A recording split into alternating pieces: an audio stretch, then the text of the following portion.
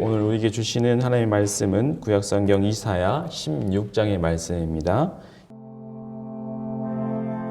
너희는 이 땅 통치자에게 어린 양들을 들이되 셀라에서부터 광야를 지나 딸 시온 산으로 보낼지니라. 모압의 딸들은 아르논 나루에서 떠다니는 새 같고 보금자리에서 흩어진 새 새끼 같을 것이라. 너는 방도를 베풀며 공의로 판결하며 대낮에 밤같이 그늘을 지으며 쫓겨난 자들을 숨기며 도망한 자들을 발각되게 하지 말며 나의 쫓겨난 자들이 너와 함께 있게 하되 너 모압은 멸절하는 자 앞에서 그들에게 피할 곳이 되라.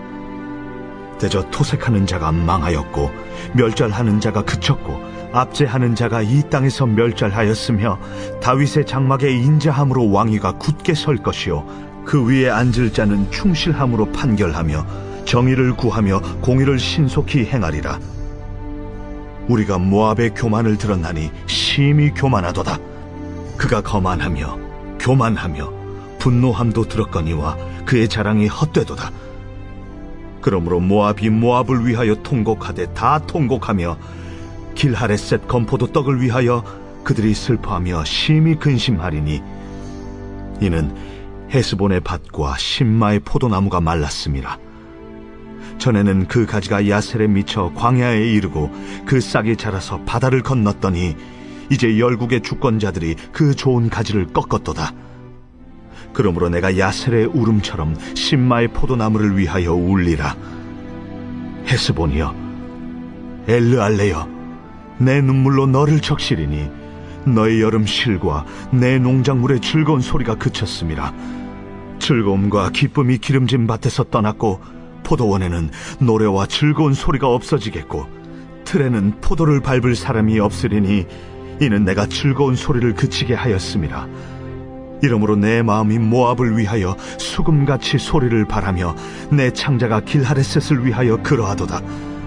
모압이 그 산당에서 피곤하도록 봉사하며 자기 성소에 나아가서 기도할지라도 소용없으리로다. 이는 여호와께서 오래전부터 모압을 들어 하신 말씀이거니와 이제 여호와께서 말씀하여 이르시되 품꾼에 정한 해와 같이 3년 내에 모압의 영화와 그 큰 무리가 능욕을 당할지라. 그 남은 수가 심히 적어 보잘것없이 되리라.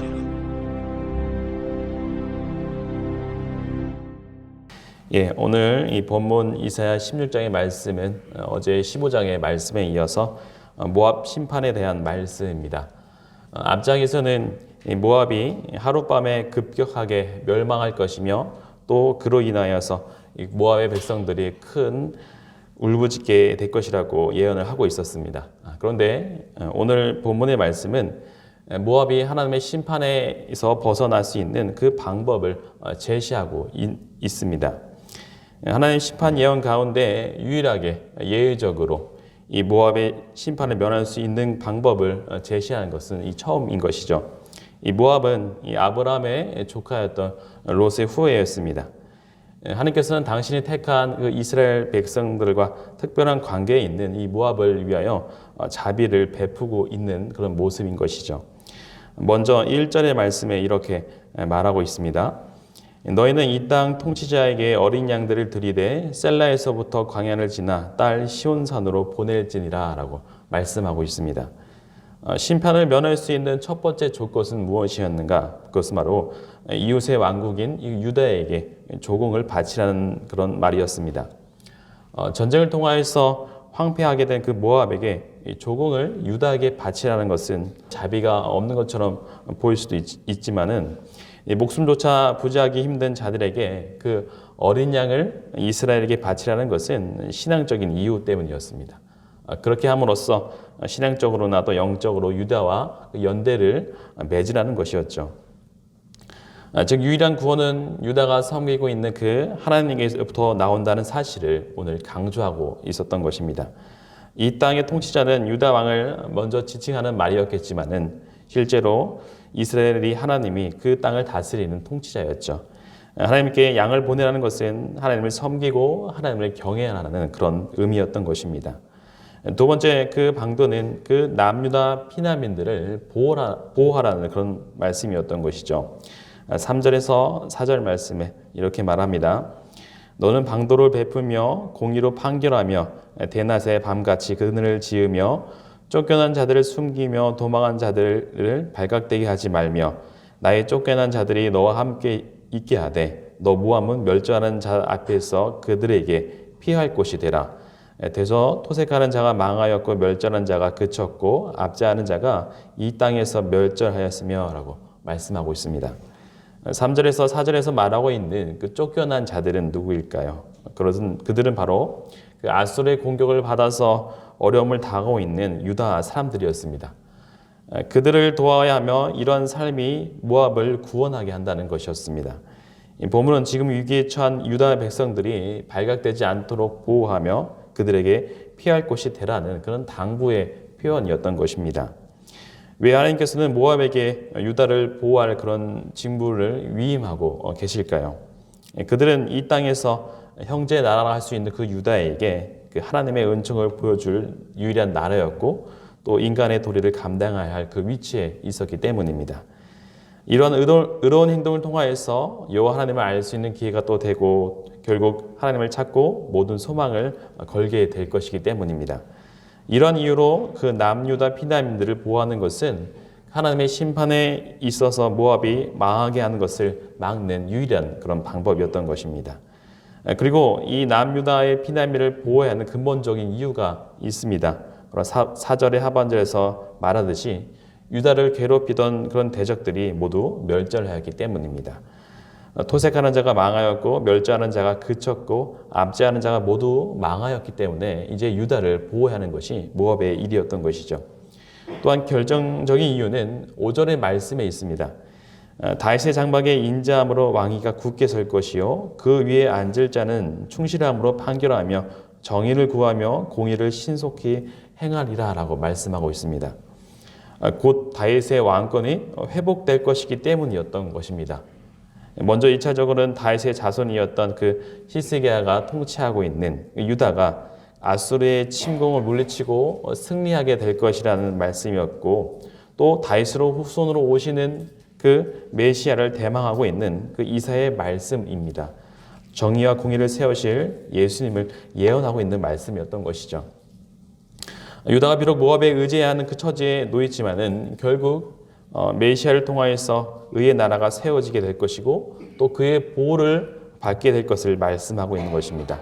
이렇게 미래에 되어질 그 일로 인하여서 모압은 유다를 적극적으로 도와야 하는 그런 위치에 있었던 것입니다. 하나님께서는 이 악하였던 모압에게 멸망의 심판을 경고하시면서 그들의 멸망을 막을 방법을 또한 제시를 해 주셨습니다. 하나님은 악인이라도 멸망하는 것을 기뻐하지 않으신다는 그런 말씀이 바로 이러한 같은 본문의 말씀 때문인 것이죠. 실로 하나님은 모든 사람이 구원에 이르게 하시는 것을 원하시는 그런 자비로운 분이심을 오늘 본문은 나타내주고 있습니다. 이는 사람은 누구나 하나님께서 세우신 그 예수 그리스도께 순종함으로써 그 멸망의 심판에서 구원을 받을 수 있다는 것을 오늘 우리에게 말해주고 있습니다. 이 세상 모든 사람들에게 그 예수 그리스도를 증거하는 삶, 그리스도의 다스림 안에 살아갈 수 있도록 이끄는 그 삶이 바로 오늘 우리에게 주시는 그런 사명이기도 한 것이죠. 오늘 말씀에서 그 멸망한 모압을 향하여 말씀하신 것처럼 하나님을 거스른 자들이라도 하나님께 돌아오기만 하면은 하나님께서 결코 내치지 않으신다는 것을 오늘 말씀하고 있는 것입니다. 그러나 이제 이어지는 6절에서 14절까지의 말씀을 보면은 모압의 교만으로 인하여서 패망이 다시 예언되고 있음을 볼 수 있습니다. 이처럼 모압이 멸망한 피할 길을 제시해 주었는데도 불구하고 그 권고를 무시하는 것은 무엇 때문이었을까요? 그들의 전통이었던 그 농산품으로 인하여서 그들이 경제적으로 풍요로움을 가질 수 있었기 때문이었습니다. 경제적인 풍요로움은 그들의 우상이 되었던 것이죠. 오늘 본문 6절에서 8절 말씀이 이렇게 말합니다. 우리가 모압의 교만을 들었나니 심히 교만하도다. 그가 거만하여 교만하며 분노함도 들었거니와 그의 자랑이 헛되도다. 그러므로 모압이 모압을 위하여 통곡하되 다 통곡하며 길 하라셋 건포도 떡을 위하여 그들이 슬퍼하며 심히 근신하리니 이는 헤스본의 밭과 신마의 포도나무가 말랐습니다.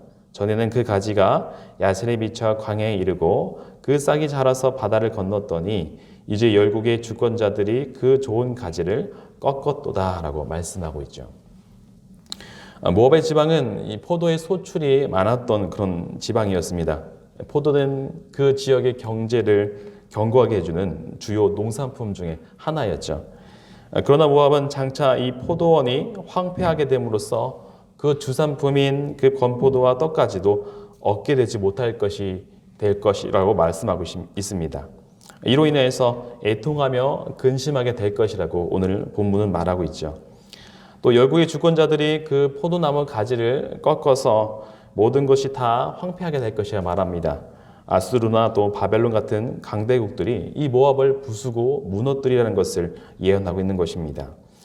이처럼 아무리 경제적으로 풍요로운 삶을 살고 있더라도 그것을 지켜주신 분이 없다면 모든 것이 다 허사임을 오늘 본문은 말하고 있습니다. 그 결과 10절의 말씀에 이렇게 말합니다. 이 즐거움과 기쁨이 기름진 밭에서 떠났고 포도원에는 노래와 즐거운 노랫소리가 없어지겠고 틀에는 포도를 밟을 사람이 없으리니 이는 내가 즐거운 소리를 그치게 하였음이라 라고 말씀하고 있습니다. 모압의 자랑거리인 이 풍성한 수확을 철저하게 망치는 그 장본인이 바로 하나님이라는 것을 오늘 본문은 말합니다. 이제 모압은 이러한 어려움을 극복하기 위해서 그들의 우상에 기도하며 또 그들의 산당에 나아갔다는 것을 보여주고 있습니다. 그러나 이것도 모두 헛것이라고 하나님께서 말씀하시죠. 12절 말씀에 이렇게 말합니다. 모압이 그 산당에서 피곤하도록 봉사하며 자기 성소에 나아가서 기도할지라도 소용이 없으리로다 라고 말씀하고 있습니다. 모압 사람들은 그들의 우상이 바로 그모스라는 우상이었죠. 그러나 그들은 그 그모스를 위하여서 온몸을 다 바쳐서 헌신하는 모든 행동들, 그 모든 것들은 다 헛것이라고 말합니다. 그들에게 어떠한 도움도 되지 못하는 것이었습니다. 그모스 산당에 나아가서 기도하는 자가 아무것도 얻을 수 없는 것은 그 우상은 기도하는 자의 소리를 들을 수 없는 생명이 없는 것이기 때문이죠. 그렇기 때문에 아무런 도움이 될 수 없었습니다. 이제 본문 14절의 말씀을 통해서 보았듯이 하나님은 모압이 3년 내에 멸망하게 될 것이라고 말씀합니다. 그 남은 수가 심히 적어서 보잘것이 없게 될 것이라고 말씀하고 있죠.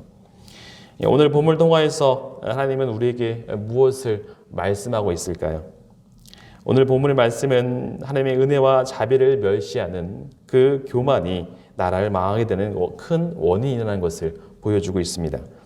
하나님은 어느 누구에게나 공평하게 구원을 받을 수 있는 기회를 주십니다.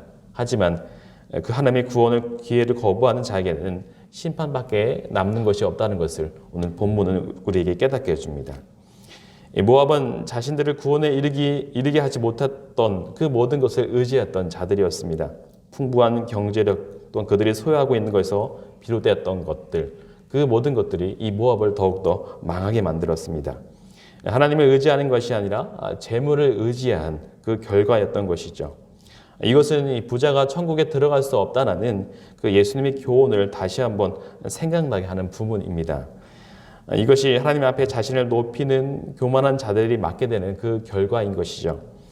교만이 바로 넘어짐의 앞잡이라는 그런 가르침이 오늘 우리에게 떠올리게 하는 그런 말씀이기도 합니다.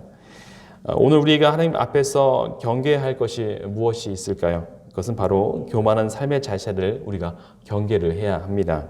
모압처럼 이 하나님 앞에서 자기를 높이는 자들, 또 하나님을 의지하는 것이 아니라 자신들의 그 농산품인 그 포도의 소출을 의지했던 그 모압의 결과가 어떠했는지를 우리 다시 한번 기억할 필요가 있지요. 언제든 자기를 낮추고 겸손히 하나님 앞에 서기를 힘쓰는 그런 우리 성도의 삶이 되기를 바랍니다. 오늘 이 새벽 늘 주님을 의지하며 하나님께 무릎 꿇는 그런 모든 성도님들이 되시길 바랍니다. 함께 기도하도록 하겠습니다. 사랑과 은혜가 많으신 아버지 감사합니다. 오늘 이 말씀을 통하여서 또 교만한 삶이 어떤 결과를 가져오게 되는지를 또 보게 됩니다.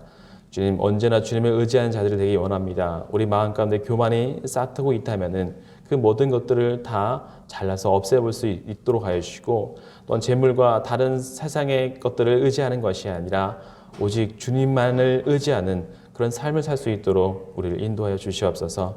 오늘 이 새벽 주님께 무릎 꿇습니다. 주님의 도우심과 또 주님의 인도하심을 바라며 나아가오니 주님 우리 삶을 인도하여 주시옵소서. 모든 것 주님께 맡겨드리오며 살아계신 예수 그리스도의 이름으로 기도드립니다. 아멘.